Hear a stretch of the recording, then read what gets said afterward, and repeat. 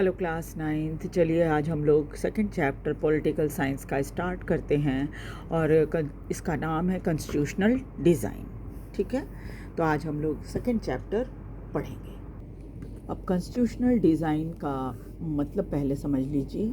Constitution यानी कि संविधान, इसी से शब्द बना है कॉन्स्टिट्यूशनल, यानी संवैधानिक डिज़ाइन या रूपरेखा, है ना। तो आज इसमें हम संविधान की रूपरेखा उसके बारे में जानेंगे। सबसे पहले थोड़ा इंट्रोडक्शन देख लेते हैं। We noted in previous chapter that in a democracy the rulers are not free to do what they like. हमने जब फर्स्ट चैप्टर पढ़ा था तो उसमें ये देखा था कि डेमोक्रेसी में रूलर्स को ये अधिकार नहीं होता है कि वो जो मर्जी आए वो करें। There are certain basic rules that the citizen and the government have to follow. और कुछ नियम होते हैं जिसको नागरिकों को भी और सरकार को भी दोनों को फॉलो करना पड़ता है या उसका पालन करना पड़ता है। All such rules together are called constitution. ये जो नियम होते हैं इन सभी नियमों को संविधान कहा जाता है। As the supreme law of the country, संविधान जो होता है सबसे सुप्रीम, सबसे ऊंचा कानून की किताब है। The constitution determine the right of citizen, ये बताता है कि नागरिकों के क्या अधिकार हैं। द पावर ऑफ गवर्नमेंट, सरकार को क्या पावर मिली हुई है या क्या ताकत है सरकार की। And how the government should function, और सरकार कैसे काम करेगी या सरकार को कैसे काम करना चाहिए। In this chapter, we ask some basic question about the constitutional design of democracy. इसमें हम कुछ प्रश्न जरूर पूछेंगे कि constitutional design जो democracy का होता है वो क्या है। Why do we need constitution? हमें संविधान की ज़रूरत क्यों होती है। How are constitution drawn up? और संविधान कैसे बनाया जाता है। Who design them? कौन उसकी डिज़ाइन बनाता है। And in what way, और किस तरह से बनाया जाता है। What are the values that shape the constitution in democratic states? और ऐसी कौन सी वैल्यू है जिसके दम पर या जिसके बेस पर आप संविधान को बनाते हो डेमोक्रेटिक कंट्रीज़ में। Once the constitution is accepted, एक बार जब संविधान को स्वीकार कर लिया जाता है, we can make changes later as required by the changing condition. और उसके बाद क्या है कि संविधान जब बन जाता है, एक्सेप्ट हो जाता है, उसके बाद उसमें आप कुछ बदलाव कर सकते हैं संविधान में, जैसी कंडीशन हो। समय जैसे बदलता रहता है। अब 1947 में हम स्वतंत्र हुए थे, है ना, आपको पता ही है। तो तब से लेके आज तक में बहुत सारे बदलाव हुए हैं। तो जैसे जैसे बदलाव होते हैं उस हिसाब से संविधान में भी थोड़ा बहुत परिवर्तन किया जा सकता है। One recent instance of designing constitution for democratic states is that of South Africa. अभी एक उदाहरण है साउथ अफ्रीका का जहाँ उन्होंने कॉन्स्टिट्यूशन को कैसे डिज़ाइन किया है ये बताया है। We begin this chapter by looking at what happened there. हम ये इस चैप्टर की स्टार्टिंग में पहले ये देखेंगे कि वहाँ क्या हुआ था, यानी साउथ अफ्रीका में क्या हुआ था। How the South African went about this task of designing their constitution, और साउथ अफ्रीका में कैसे लोगों ने, वहाँ के लोगों ने अपने कॉन्स्टिट्यूशन को डिज़ाइन किया। Then we turn to how the constitution was made, फिर हम देखेंगे कैसे संविधान को बनाया गया। And what its functional values, उसकी फंक्शनल वैल्यू क्या है। And how it provides a good framework for the conduct of citizens' life and that of government. और इस तरह कैसे वो एक अच्छा फ्रेमवर्क उन्होंने बनाया है। नागरिक का कैसा व्यवहार और कर्तव्य होना चाहिए और सरकार का क्या होना चाहिए।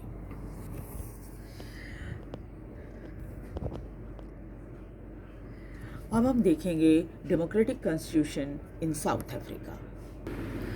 साउथ अफ्रीका का प्रजातांत्रिक संविधान। आई हैव फॉट, ये जो पिक्चर बनी है ये नेल्सन मंडेला की है, जो कि साउथ अफ्रीका के पहले काले राष्ट्रपति थे। I have fought against white denomination domination, sorry. I have fought against white domination and I have fought against black domination. मैंने वाइट डोमिनेशन के विरुद्ध भी लड़ा है और ब्लैक डोमिनेशन के विरुद्ध भी लड़ा है. I have cherished the ideal of democratic and free society in which all persons live together in harmony and with equal opportunity. और मेरा ये सोच है, मेरी ये इच्छा है कि एक आदर्श डेमोक्रेसी बने हमारे देश में, एक ऐसा स्वतंत्र समाज जिसमें सभी व्यक्ति एक साथ मिलजुल कर और मिलजुल कर एक साथ रहें और साथ ही साथ क्या है, उनको बराबर मौके भी मिले. It is an ideal which I hope to live for and to achieve. ये मेरा आदर्श है और मैं इसी की उम्मीद पर जी रहा हूँ और मैं इसे ही अचीव करना चाहता हूँ. But if needs be, it is an ideal for which I am prepared to die. और अगर लेकिन अगर ऐसा कभी हो कि इसकी वजह से इस आदर्श के पीछे मुझे मरना पड़े तो मैं इसके लिए भी तैयार हूँ. This was Nelson Mandela being tried for treason by the white South African government.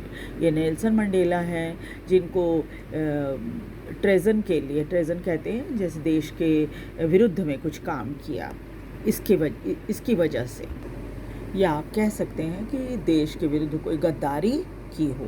इसके लिए वहाँ की जो गोरी सरकार थी साउथ अफ्रीका में, उन्होंने इनको जेल की सज़ा दी थी, इनके ऊपर मुकदमा चलाया गया था.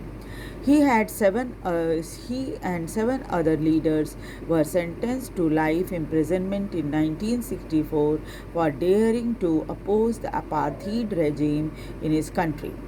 और इनके साथ 7 लोगों को जो है ताउम्र या ज़िंदगी भर जो जेल होता है वो दिया गया था. लाइफ इम्प्रिजनमेंट यानी आजीवन कारावास की सज़ा 1964 में दी गई थी. इन्होंने ये हिम्मत दिखाई थी कि अपार्थीड यानी रंगभेदी सरकार के विरुद्ध इन्होंने आवाज़ उठाई थी. रंगभेदी सरकार, अपार्थीड आप जानते हो, साउथ अफ्रीका में रंगभेदी सरकार थी, गोरे और काले का भेद करने वाली. He spent the next 28 years in South Africa's most dreaded prison, Robben Island. और इन्होंने 28 वर्ष अपनी जीवन के साउथ अफ्रीका के सबसे ख़तरनाक जेल, जिसका जो कि रॉबन आइलैंड में है, वहाँ बिताए थे. अब देखिए उनकी स्ट्रगल अगेंस्ट अपार्थीड, अपार्थीड के विरुद्ध उनकी जो लड़ाई थी उसके बारे में देखिए. Apartheid was the name of a system of racial discrimination unique to South Africa. Apartheid system जो है एक रेशियल डिस्क्रिमिनेशन का, यानी रेस के विरुद्ध, जो काले लोग होते हैं उनकी रेस अलग है, जो गोरे हैं उनकी रेस अलग है. तो इसके क्या है, इनके बीच जो भेदभाव हो रहा था साउथ अफ्रीका में, ये यूनिक था पूरी दुनिया में. ऐसा कहीं किसी देश में नहीं हुआ जैसा साउथ अफ्रीका में हुआ था. सिर्फ रंग के नाम पर भेदभाव करना. The white European impose this system on south Africa. ये गोरे लोग जो थे, जो कि यूरोप से आकर साउथ अफ्रीका में बसे थे, इन्होंने ये तरीका साउथ अफ्रीका में लगाया था या ये ज़बरदस्ती थोप दिया था. During the 17th and 18th century, the trading company from Europe occupied it with arms and force in the way they occupied India. 17वीं और 18वीं शताब्दी में व्यापारिक कंपनी यूरोप की, जैसे भारत में आया था ना, वो अंग्रेज़ आए थे तो क्या आए थे, पहले ऐसे थोड़े आए थे हमला करके. वो पहले आए यहाँ पर व्यापार करने के लिए, ईस्ट इंडिया कंपनी की स्थापना कर ली, है ना. उसके बाद धीरे धीरे करके भारत पे कब्जा जमाया. तो उसी तरह से ये साउथ अफ्रीका में भी यही हुआ था. तो क्या हुआ था, ये कंपनी यूरोप से आई थी और फिर हथियार के दम पर और ज़बरदस्ती यहाँ पर कब्ज़ा जमा लिया साउथ अफ्रीका में. In the way they occupied India, ठीक वैसे ही जैसे भारत में उन्होंने कब्ज़ा जमाया था. But unlike India, a large number of whites had settled in South Africa and became the local ruler. लेकिन क्या हुआ, भारत की तुलना में, भारत में बहुत ज़्यादा अंग्रेज नहीं आए थे, लेकिन साउथ अफ्रीका में बहुत सारे अंग्रेज जाकर बस गए और फिर वो वहाँ के रूलर बन गए. The system of apartheid divided the people and labeled them on the basis of their skin color.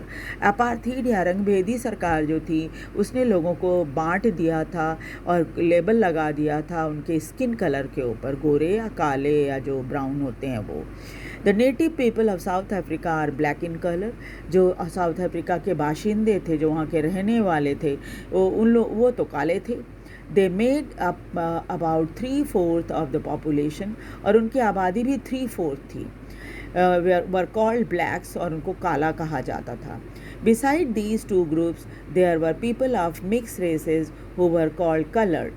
और इसके अलावा इन दो ग्रुप यानी गोरे और काले के अलावा कुछ और मिक्स रेसेस वाले ग्रुप थे जिनको कलर्ड कहा जाता था. And people were who migrated from India. ये वो लोग थे जो भारत से माइग्रेट करके साउथ अफ्रीका में जाकर बस गए थे. The white ruler treated all non whites as inferior.